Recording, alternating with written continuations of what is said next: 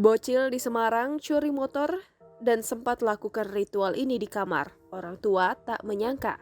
Aksi bocah cilik di Semarang yang mencuri motor bikin geger warga.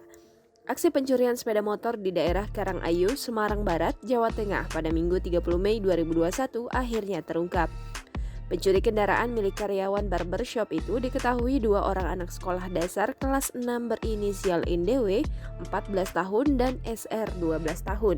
Karena kedua pelaku masih berusia di bawah umur, penegakan hukum yang dilakukan pihak kepolisian menggunakan restorasi justice atau keadilan restoratif.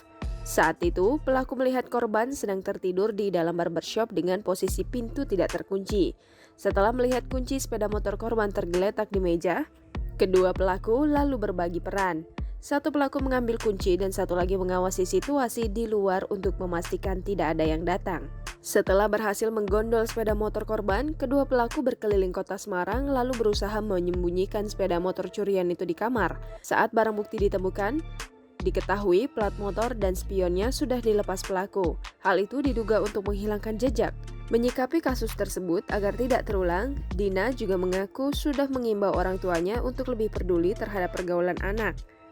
Sebab tindakan pelaku tersebut tidak menutup kemungkinan karena terpengaruh dari lingkaran pergaulannya yang salah.